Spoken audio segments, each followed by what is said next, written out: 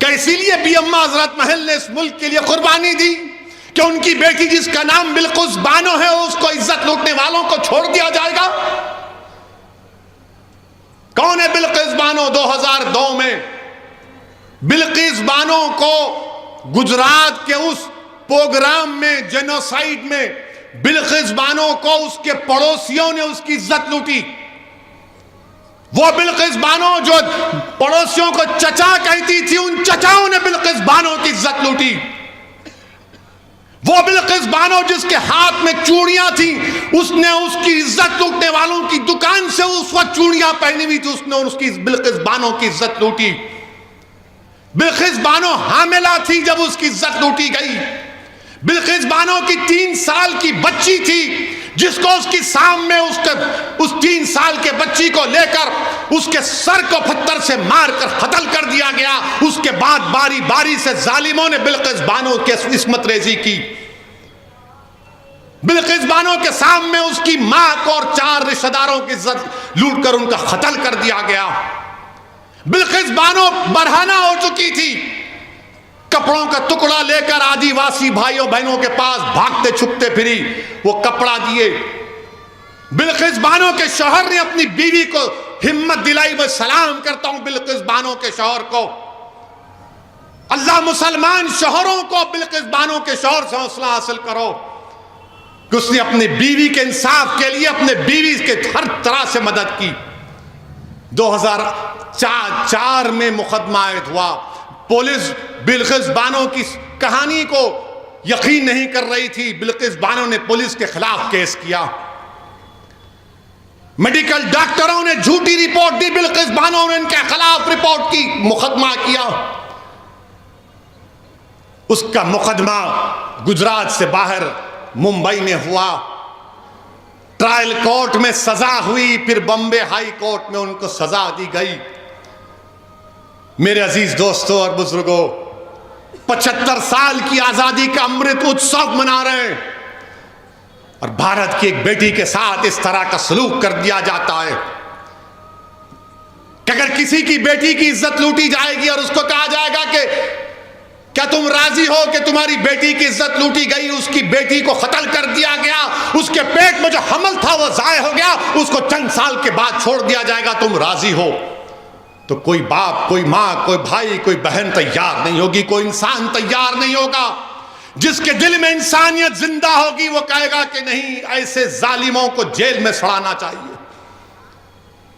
मेरे अजीज दोस्तों और बुजुर्गों, इस बात की हमको तकलीफ है कि आजादी का अमृत उत्सव तो मना रहे हैं, मगर बिल्किस बानो कह रही है कि मेरा गम फिर से ताजा हो गया, इंसाफ पर से मेरा एतमाद कमजोर पड़ गया। बताओ प्रधानमंत्री आप क्या करेंगे?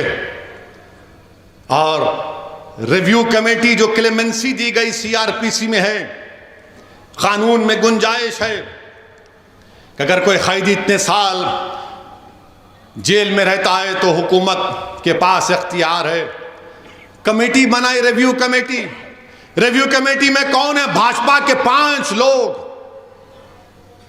2 एमएलए उसमें, और एक साहब तो गोधरा के ट्रेन के उस वाक़े में प्रोसिक्यूशन के विटनेस थे, वो मौजूद। जो ट्रायल कोर्ट का जज की भी राय लेना पड़ता, उसने कहा कि नहीं छोड़ना चाहिए इन लोगों को जिन्होंने बिल्किस बानो की इज्जत लूटी, उसकी मां की इज्जत लूटकर 4 खवातीन को मार दिया, उसकी बेटी को मार दिया। ट्रायल कोर्ट के जज ने कहा कि नहीं छोड़ना चाहिए। आजादी का अमृत उत्सव मना रहे हैं। देश की 50% आजादी से क्या पैगाम देश दे रहा है? थोड़ी देर के लिए भूल जाओ कि वो मुसलमान थी, थोड़ी देर के लिए समझो कि वो हिंदू थी, वो ईसाई थी, सिख थी, वो इंसान थी। हम हिंदू मुसलमान के चक्कर में एक बच्ची से जो उसकी इज्जत के तार तार को तोड़ दिया गया। आज भारत में कोई आवाज नहीं उठाता। कहां गया वो जज्बा, वो रोड पर आना, वो एहतजाज करना? कुछ नहीं। क्यों? क्या उसका नाम बिल्किस है बोलकर? याद रखो, आज बिल्किस से हुआ, कल किसी और से खुदा ना खास्ता ना हो जाए। और वो क्या कहती है? एमएलएज वो जो रिव्यू कमेटी के एमएलएस एक टीवी चैनल को इंटरव्यू में कहते हैं, क्या कहते हैं? जिन लोगों ने बिल्किस बानो की इज्जत लूटी वो ब्राह्मण है और संस्कारी हैं। किसी की बेटी की इज्जत लूटने वाला संस्कारी हो सकता है जालिम? अगर तेरी बेटी की कोई इज्जत लूटे तो संस्कारी कहेगा तू उसको? इस तरह की बात ऑन रिकॉर्ड कही गई।